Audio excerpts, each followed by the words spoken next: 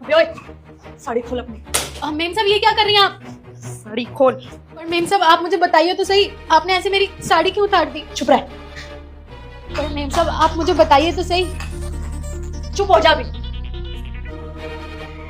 तुम दोनों में से घर की मालकिन कौन है, जल्दी बताओ। अरे साहब, कैसा क्वेश्चन है ये? आपके सामने ही खड़ी है घर की मालकिन। अरे साहब, आपको कपड़ों से नहीं लग रहा कि ये इस घर की मालकिन है? आप भी कैसा सवाल पूछ रही हैं? यही है इस घर की मालकिन। आपको पता है ना, मेरे घर में 2 छोटे छोटे बच्चे हैं, अगर ये मुझे ले गए तो उनका क्या होगा? आपस की बहस बाद में करना। जितना पूछा है उतना समझ नहीं आया क्या कि मुझे क्या जवाब चाहिए? देखिए साहब, कितना झूठ बोल रहे हैं ये। इनके कहाँ से 2 बच्चे हैं? मैं तो इसी घर में काम कर रही हूँ पिछले 7 साल से, मैंने तो नहीं देखे आज तक कोई बच्चे। और किसकी कसम झूठी खा रही है मालकिन आप? साहब मैं सच बोल रही हूँ। मेम साहब आप प्लीज इन्हें बता दीजिए। मुझे तो अब समझ में आ रहा है कि आपने आज मुझे ये अपने कपड़े क्यों पहनाए थे। मैं तो बहुत खुश थी कि आज आपने मुझे अपने कपड़े दिए। अरे मालकिन, आप ऐसे झूठ क्यों बोल रही हैं? मैं ऐसे कपड़े कब से पहनने लग गई? मैं तो साड़ी पहनती हूँ साहब, मैं तो घर घर जाके काम करती हूँ, झाड़ू पोछा। मैं ऐसे कपड़े क्यों पहनूंगी?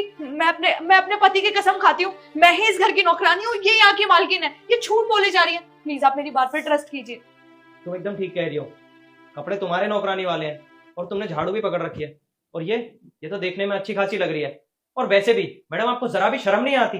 अरे इतने अच्छे घर में रहती हो, घर में नौकर भी हैं और इतने अच्छी जिंदगी जी रही हो, फिर भी आप बाहर जाके दूसरों के घर से पैसे चुरा कर लाती हो। इतनी नीचे गिर गई हो क्या आप? ओ, मतलब मालकिन ने दूसरों के घर से पैसे चुराए? आपको तो शर्म आनी चाहिए। इतना बड़ा घर है आपका, नौकर चाकर है आपके घर में, फिर भी आप चोरी कर रही हैं।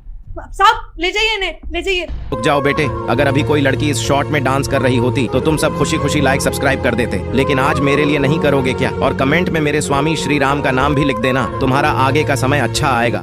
चलो मैडम मेरे साथ, थाने जाकर ही पता चलेगा कि तुमने किसके घर में और कितनी चोरी करी है।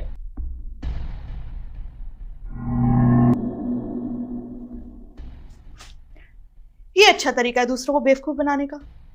चोरी खुद करो और इल्जाम दूसरों पर डाल दो। अब तो मैं ऐसा ही करूंगी।